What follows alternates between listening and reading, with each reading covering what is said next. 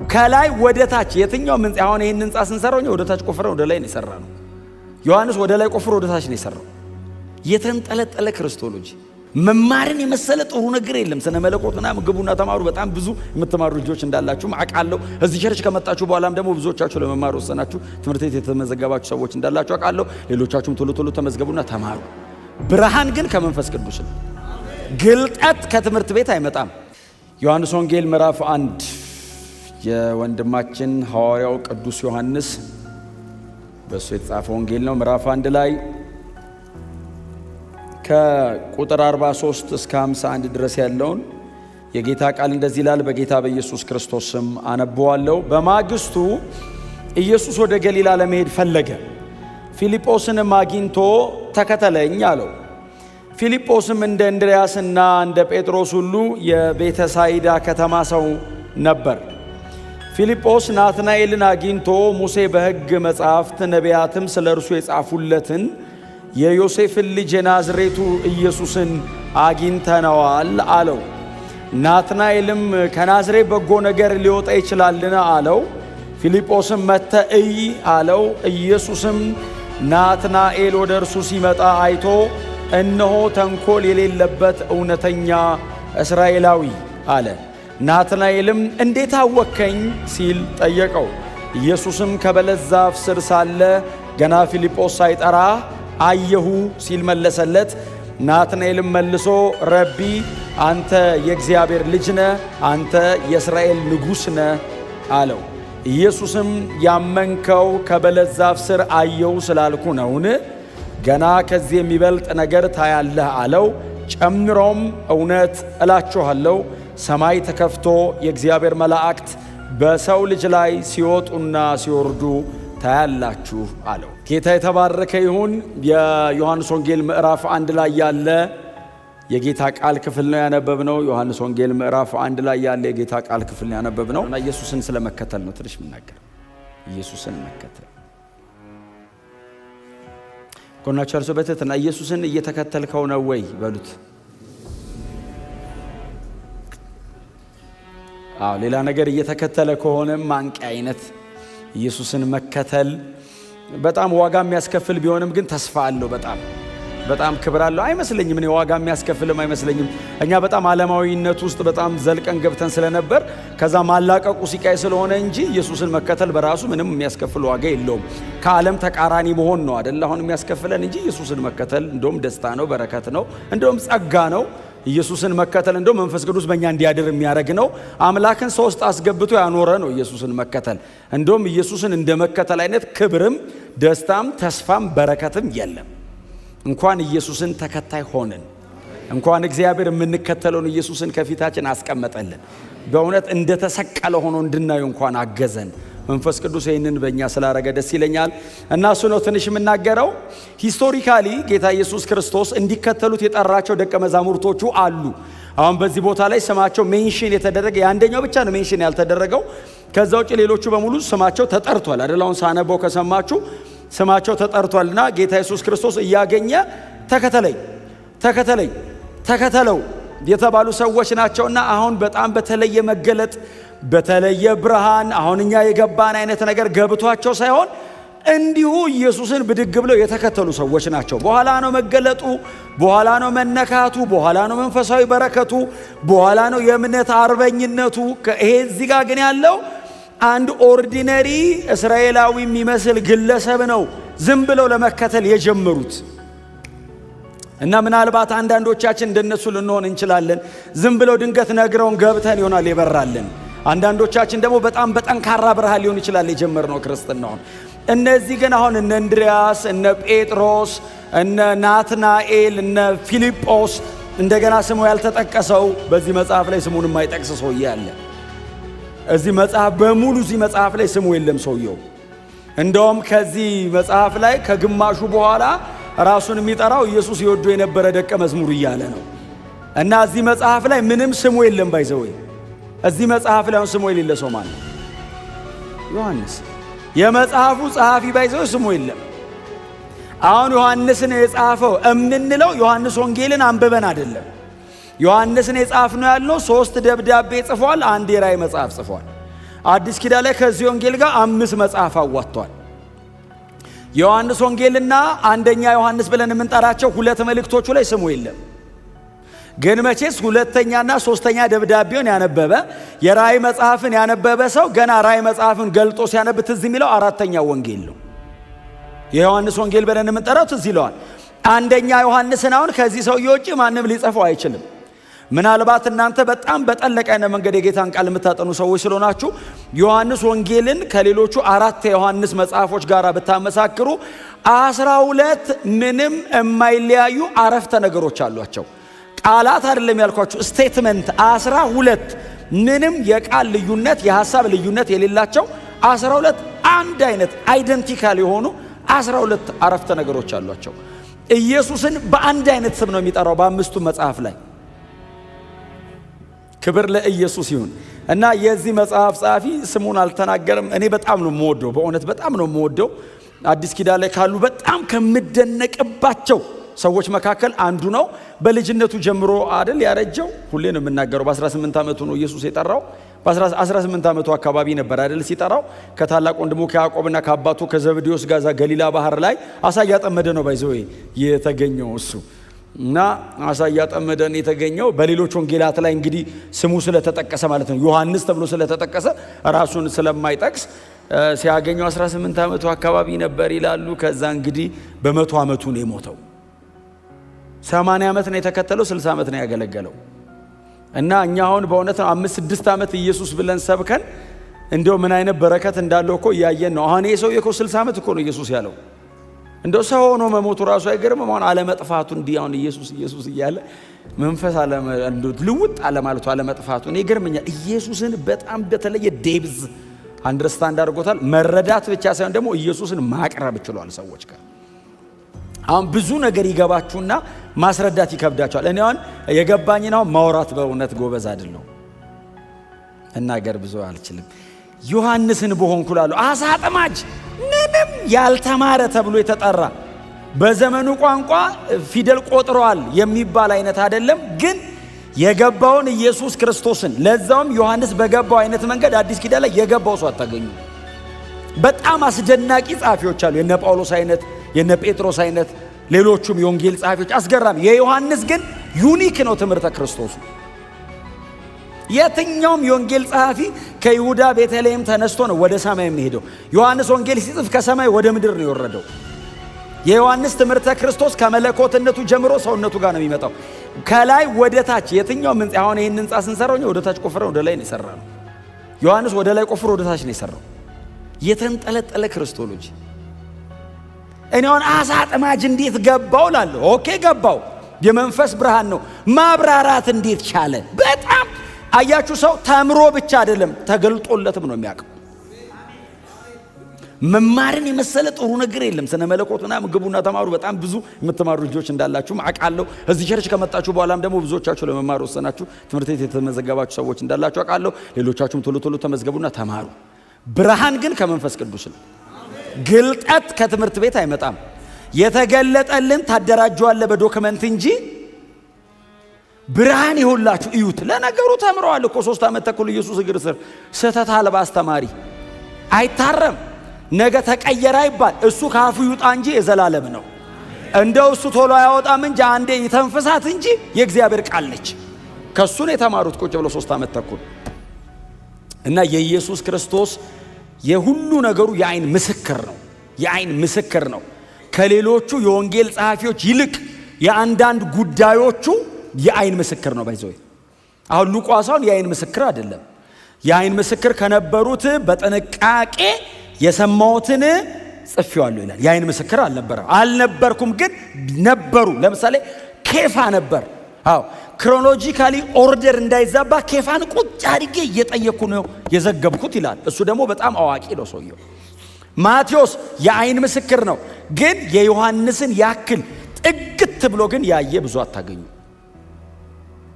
ማርቆስ በጣም ልጅ ነበረ። ኢየሱስ የተሰቀለ ሰሞን የምታስታውሱ ከሆነ በወንጌሉ ላይ እሱም ስሙን አልጠቀሰም እንጂ በጣም እኔ ነኝ አላለም እንጂ። አሁን ትዝ የሚላችሁ ከሆነ ኢየሱስን ወደ አገረ ገዡ ግቢ ይዘውት ሲሄዱ አንድ ጎበዝ በሩቅ ይከተለው ነበር ይላል።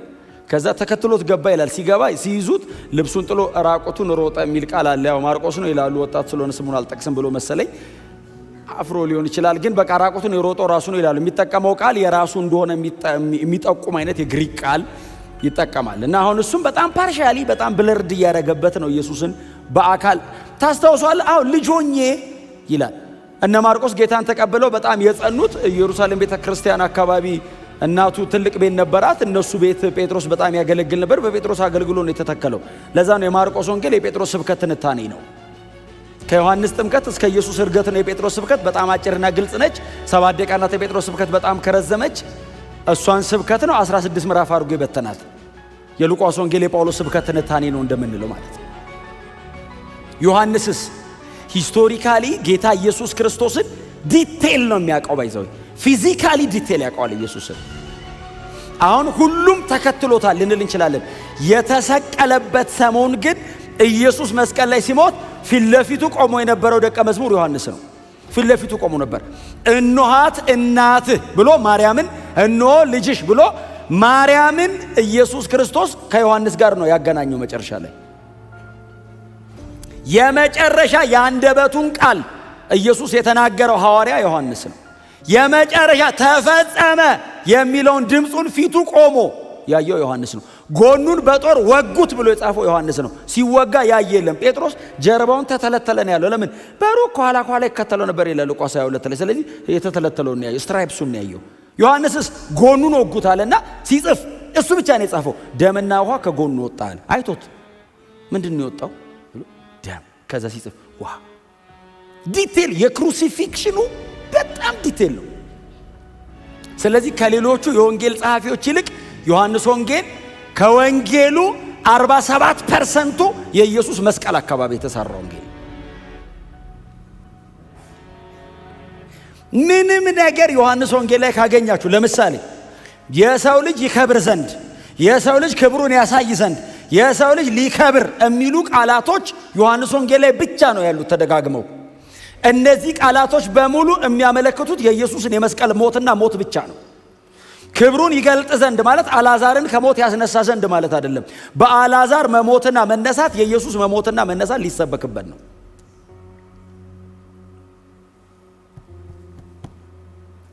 ክብር ለእግዚአብሔር ይሁን። ሐሳቡ እንዲያያዝላችሁ ወደ ላይ ወጣ ብላችሁ እዩት እስቲ። ምዕራፍ 1 ላይ ከቁጥር 35 አካባቢ ጀምሮ ስታዩት ጌታ ኢየሱስ ክርስቶስ አሁን በማግስቱ የሚል ቃል አለ አይደል? እሱ በማግስቱም ይላል። በማግስቱ ሶስተኛ በማግስቱ ነው ምዕራፍ 1 ላይ ይሄ እና በሶስተኛ ቀን እንደማለት ነው። ዮሐንስ ኢየሱስን ባገኘው በሶስተኛው ቀን ዮሐንስ ተገናኘ መጀመሪያ፣ ከዛ በማግስቱ አለው፣ ከዛ ቀጥሎ ሌላ በማግስቱ አለ። አሁን ሶስተኛ ቀኑ ላይ ነው እና ጌታ ኢየሱስ ክርስቶስ ያልፋል። ዝም ብሎ ነው እያለፈ ያለው። አገልግሎት ገና አልጀመረም። ዮሐንስ ነው እያገለገለ ያለው። በጣም ዝነኛ አገልጋይ ዮሐንስ ነው። አጥማቂ ነው። እንደውም ከዚህ አንድ ቀን በፊት ትዝ የሚላችሁ ከሆነ የአይሁድ ሕዝብ በሙሉ ተሰበሰበና ፈሪሳውያንን ጠሯቸው። ኑ አሏቸው። አቤት አሉ ፈሪሳውያን። ይሄ የሚያጠምቀው ሰውዬ እዛ ዮርዳኖስ ወንዝ ሄዶ የሚያጠምቀው ሰውዬ ስለ ማንነቱ እስቲ ሂዱና አረጋግጡና፣ እናንተ የሕግ መምህራን ናቸው፣ ቴዎሎጂካሊ ሳውንድ ነው ወይ ትምህርቱ? አጠማመቁ ልክ ነው ወይ? በምን ስልጣን ነው የሚያጠምቀው? ደግሞ እሱስ ማን ነው? ሂዱና አረጋግጣችሁ ኑ ብለው ፈሪሳውያንን ጠርተው ሲጠይቁ እሺ አሉና ፈሪሳውያን ተሰብስበው ሴኔቱ የተወሰነ ሰው መረጠና ዮሐንስ ጋር ላኩ። ከዛ ዮሐንስ እያጠመቀ እያለ መጡ። የተወሰኑ ግሩፕ መጣ። ከአይሁድ ሸንጎ ነው የመጣ ነው። ዘንድሮ ከሆነ ከምክር ቤት እንደማለት ነው። ባይዘው የአይሁድ ሸንጎ ማለት የሃይማኖት መሪዎች ብቻ ሳይሆኑ ይገደል ብለው አሁን ኢየሱስ ፐርሲኪዩት እንዲደረግ እንዲሰቃይም እንዲገደልም የፈረደበት ባይዘው መጀመሪያ ሸንጎ ነው። እስጢፋኖስ ይወገር ብሎ የፈረደው ሸንጎ ነው። ስለዚህ ሪሊጂየሱን ብቻ ሳይሆን ፖለቲካሊ ያለውንም የአይሁድ እንትን ኢንፍሉዌንስ ያደርጉታል። ሆል ሲስተም እጃቸው ስር ነው። ጠሩና ሲልኳቸው ሰዎቹ መጡ። ከፈሪሳውያንና ከህዝቡ ነው የተላከው። ጠፍር ይታጠቅ ነበር ይላል ዮሐንስ። አንዳንድ የመጽሐፍ ቅዱስ ካራክተሮች በጣም የሚገርሙ ሰዎች። ጠፍር ይታጠቃል። አዎ ሰውነቱ ደከም ነገር ያለ ነው። አዎ የበረሃ ማር ነው እየበላ የመጣው ይላል። በጣም ቦልድ ነው። ቀጥሎ ዋይልድ ነው። ብዙ ከተማ ያውቅ ተጠርተ ትጠየቅ ዘንድ ስለ ማንነት መጀመሪያ ለኛ ነገረን። አንተ ክርስቶስ ነህን? ዋው! አሁን ሌላ ሰው ቢሆን ምንድን ነው የሚለው? ይሄ በር ከተከፈተ ይገርምሃል አይደል? ምን ነው እሱ ዮሐንስስ አይደለውም ክርስቶስ አይደለም። አዎ ኤልያስ ነህን? በጣም የክብር አገልጋይ ነው። አይደለውም። ኤርምያስ ነህን? ወይንስ ለጠሩን ምላሽ እንሰጥ ዘንድ አንተ ስለ ራስህ ማን ነኝ ትላለህ? ኤርምያስም አይደለውም፣ እኔ በነቢዩ ኢሳይያስ እንደተነገረው በምድረ በዳ የሚጮህ ድምፅ ነኝ። እግዚአብሔር ያሳየውን ተመልሶ ሄደው ማንነኛ ለሲል አቶ ድምፅ ከባድ ነገር ነው። በምድረ በዳ የሚጮህ ድምፅ ነኝ። ለጌታ ጎዳና አቅኑ፣ ተራራው ዝቅ ይበል፣ ሸለቆ ይሙላ፣ ስርጋጎጡ ይስተካከል፣ ጠማማዊ ቃና የሚል ድምፅ ነኝ። የእግዚአብሔር ክብር ከኋላዬ እየመጣ ነው። መንገድ እየጠረኩለት ነው። እኔ ድምፅ ነኝ፣ ቃል ከኋላ ያለ። ዮሐንስ ድምፅ ነው፣ ኢየሱስ ቃል ነው። እኔ ነኝ፣ እኔ ጠርግለታለሁ፣ እሱ ይወጣል አለና እንደውም አለ አይደል? እንደውም በመካከላችሁ አለ። እኔ ድምፅ ሆኜ ቆሜ ያለው ከእኔ 6 ወር ነው የሚከተለው እሱ። በመወለድ 6 ወር ዮሐንስ ይቀድማል። በእርግጥ ዮሐንስ ኤልሳቤጥና ዘካርያስ ጋር ነው የጀመረው። ኢየሱስ የዘላለም አምላክ ነው። ለሥራ ከመጣ ነው 6 ወር እና ይቀድመዋል 6 ወር እና በመካከላችሁ አለ፣ እርግጠኛ ነኝ አለና እኔ ራሴ አላቀውም፣ እንዳጠምቅ የላከኝ እርሱ ግን ስታጠምቅ መንፈስ ቅዱስ የሚወርድበትና ሰማይ ተከፍቶ ድምፅ ስትሰማ ካየ እሱ ነው ብሎኛል አለና ዮሐንስ እያጠመቀ ያዋራቸዋል። ኢየሱስ መደዳ ውስጥ ገብቷል። ሰልፍ ውስጥ አለ። ኢየሱስ ተጠማቂ ሆነ። ትህትናን የመሰለ ክብር እኮ እኔ ነኝ ብሎ አልመጣም። ቀስ ብሎ ነው ባይዘው። ሰልፍ ውስጥ ነው። የ30 ዓመት ወጣት ነው። he was very young። አሁን የ30 ዓመት ወጣት ሳሉት የኛው ሁሉ ታናሽ እኮ ነው። ይጣመቃል። ዮሐንስ ያጠምቅ ባይዘው ንስሐ ግቡ ብቻ አይደለም የሚለው፣ ቼክ እያደረገ ነው። ሰማይ ከተከፈተ መሲሁ ነው፣ ካልተከፈተ ሳጥምቆ ሂድ ይልሃል። ኖርማል ሰው ነው ማለት ነው። አጥምቆ ብቅ ሲል ውጣ ንስሐ ግባሽ እየላከ አንድ ሰው ከፊቱ መጣ። በጣም ኖርማል አይሁዳዊ ነው። የሕማም ሰው ይመስላል አይደል? ኢሳይያስ 53 የሕማም ሰው ይመስላል ስናየው እንወደው ዘንድ ደም ግባት የለው። ምን ማለት አንፌቨርድ ነው። ሊትራሊ ቃሉ አንፌቨርድ ነው። ምን ማለት መሰለ? ኢየሱስ ወሬ ጀምሮ አታስጨርሰውም። ፌቨር የለውም። ትዞራለህ። መላእክት እኮ ለፍራክሽን ኦፍ ሰከንድ እኮ አይተውት አያውቁም። መሬት ላይ የኔን ኃጢአት ሲሸከም እኔ እንኳን ለማየት ፈቃደኛ አልሆንኩም። እሱ እኮ የውበት መደምደሚያ ነው። እሱ እኮ የሰማይ ብርሃን ነው። የዘላለም ፀሐይ ነው። መሬት ላይ ሲመጣ የኔ እርግማን፣ የኔ ኃጢአት፣ የኔ በደል፣ የኔ አመፀኝነት፣ የኔ ልከኝነት ኢየሱስን አንፌቨርድ አደረገው። ጌታ ኢየሱስ የተንቆጠቆጠ ብርሃን ነው። አይ መላእክት ሰማይ ወርሺፕ የሚያደርጉት እሱ ነው። ሴንተር ኦፍ ወርሺፕ ነው ለነሱ። የአምልኳቸው መካከለኛ እሱ ነው።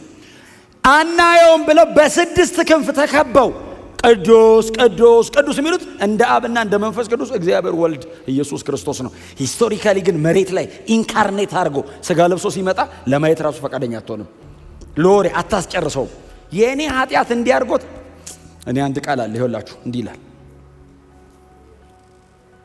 እዛው ኢሳይያስ 53 ላይ ነው። ኃጢአታችንን ተሸከመ በደላችንን ተቀበለ ይልና እኛ ግን ስናየው ይላል በእግዚአብሔር እንደተቀሰፈ እንደተጎዳና እንደተሰቃየም ቆጠር ነው ይላል። ኃጢአታችንን ተቀበለ ይላል፣ በደላችንን ተሸከመው። ከዛ ሳየው የኔ በደል፣ የኔ እርግማን፣ የኔ ኃጢአት እንዲህ ሳየው በእግዚአብሔር የተቀሰፈ ነው፣ የተጎዳ ነው። ቀጥሎ የተሰቃየ ይመስላል። እግዚአብሔር የሁላችንን በደል እላይሁን አይ ሲመጣ አይገምትም፣ አትገምተውም። እውነቱን እኮ ነው እግዚአብሔር ምልክት የሰጠው። ጭንቅላቱ ዙሪያ ክብ ብርሃን አለ አላለውም። ኦርዲነሪ ነው። እንደውም ከሰው መሃል ማትመርጠው አይነት ነው። ለእንትንም ለምርጫም አይመችም። አናጢ ቤት ነው ያደገው።